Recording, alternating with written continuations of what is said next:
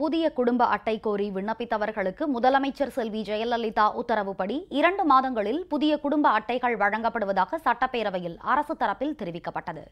தமிழக சட்டப்பேரவையில் இன்று கேள்வி நேரத்தின் போது இதனை தெரிவித்த உணவுத்துறை அமைச்சர் திரு ஆர் காமராஜ், முந்தைய மைனாரிட்டி திமுக ஆட்சி காலத்தில் திருப்பூர் மாவட்டத்தில் 28,294 குடும்ப அட்டைகள் மட்டுமே வழங்கப்பட்டிருந்ததாகவும், முதலமைச்சர் செல்வி ஜெயலலிதா ஆட்சி அமைந்த பின்னர் கூடுதலாக 14,005 குடும்ப அட்டைகள் வழங்கப்பட்டுள்ளதாகவும் குறிப்பிட்டார்.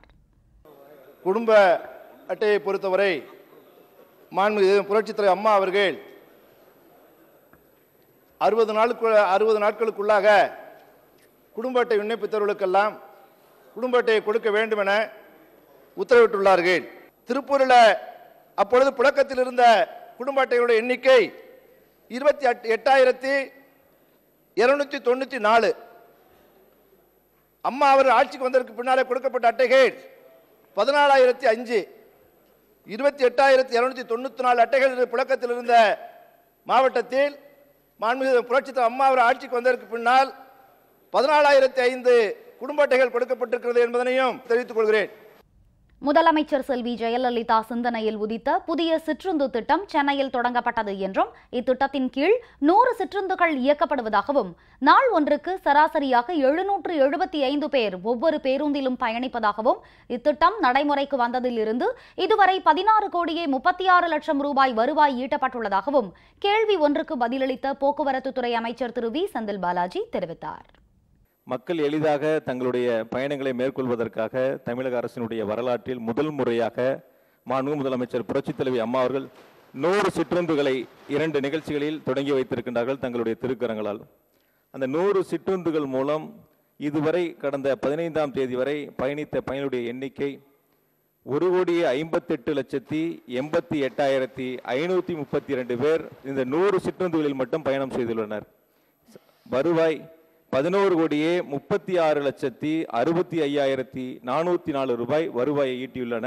இந்த சிற்றுந்துகளுடைய பயனுடைய ஒரு நாள் ஒரு பேருந்தினுடைய சராசரி பயனுடைய அடர்வு என்பது எண்ணிக்கை என்பது 775 பேர் ஒரு பேருந்திற்கு சராசரியாக இந்த சிற்றுந்துகளில் மட்டும் ஸ்மால் பஸ்ஸில் மட்டும் பயணிகள் பயணிக்கின்றனர் என்று சொன்னால், மாண்புமிகு முதலமைச்சர் அம்மாவுடைய இந்த வரலாற்று சிறப்புமிக்க சிற்றுந்து திட்டம் சென்னை மாநகர மக்கள் மத்தியிலே மிகப்பெரிய ஒரு வரவேற்பை பெற்று மக்களுக்கு பயனுள்ள மக்களுடைய தேவைகளை நிறைவு செய்யக்கூடிய திட்டமாக மாண்புமிகு முதலமைச்சர் அம்மா அவர்கள் வழங்கி இருக்கின்றார்கள்.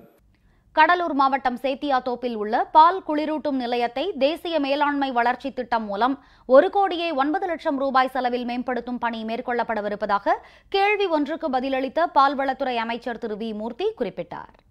சேத்தியார் தோப்பு பகுதியிலே அங்கே குளிரூட்டு நிலையம் இயங்கிக் கொண்டிருக்கின்றது.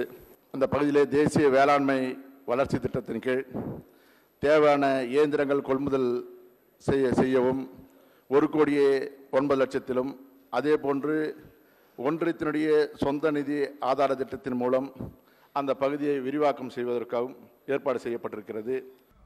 முந்தைய மைனாரிட்டி திமுக ஆட்சி காலத்தில் நிலத்தின் மதிப்பை பன்மடங்கு உயர்த்தியதால் தகவல் தொழில்நுட்ப நிறுவனங்கள் தமிழகத்தில் தொழில் தொடங்க ஆர்வம் காட்டவில்லை என்றும், முதலமைச்சர் செல்வி ஜெயலலிதா ஆட்சி பொறுப்பேற்ற பின்னர் தகவல் தொழில்நுட்ப நிறுவனங்களுக்காக 543.25 ஏக்கர் நிலம் ஒதுக்கீடு செய்யப்பட்டுள்ளதாகவும் கேள்வி ஒன்றுக்கு பதிலளிக்கையில் தகவல் தொழில்நுட்பவியல் துறை அமைச்சர் திரு முக்கூர் என் சுப்பிரமணியன் தெரிவித்தார். தமிழ்நாடு மின்னணு நிறுவனம் சென்னை உள்பட 8 இடங்களில் எல்கோசஸ் உருவாக்கியுள்ளது. மேலும் 1367.16 ஏக்கர் நிலப்பரப்பில் அமைக்கப்பட்டுள்ள 8 எல்கோசஸில் இதுவரை 543.25 ஏக்கர் தகவல் தொழில்நுட்ப நிறுவனங்களுக்கு ஒதுக்கீடு செய்யப்பட்டுள்ளது.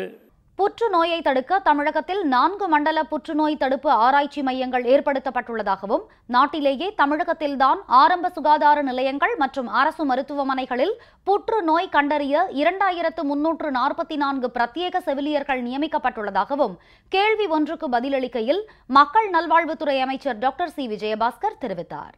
புற்றுநோய்க்கென மதுரையில், இன்னொன்று திருநெல்வேலியில், இன்னொன்று கோவையில், இன்னொன்று தஞ்சாவூரில், இந்த 4 இடங்களிலும் ரூபாய் 15 கோடி, ஒவ்வொன்றும் 15 கோடி ரூபாய் முழுக்க மாநில நிதியில் மாண்புமிகு முதலமைச்சர் அம்மா அவர்கள் இந்த ரீஜனல் கேன்சர் சென்டர்களை அறிவித்து அதற்கான பணிகள் நடந்து கொண்டிருக்கின்றன. ஒவ்வொரு அரசு ஆரம்ப சுகாதார நிலையத்திலும் பயிற்று தேர்ச்சி பெறப்பட்ட ட்ரெயின்டு ஸ்டாஃப் ஒரு செவிலியர்கள், அரசு மருத்துவமனைகளில் 2 செவிலியர்கள், அதே போல் அர்பன் ஹெல்த் சென்டர் முனிசிபலில் தேர்ந்தெடுக்கப்பட்ட 100 இடங்களிலே 2 செவிலியர்கள், மருத்துவக் கல்லூரி மருத்துவமனைகளில் 2 செவிலியர்கள் என முழுமையாக 2344 பிரத்யோகமான செவிலியர்கள் புற்றுநோய்க்கென அவர்கள் நியமிக்கப்பட்டு ஒரு அரசு மருத்துவமனைக்கு வரக்கூடிய நோயாளிகளை பரிசோதிக்கின்றோம்.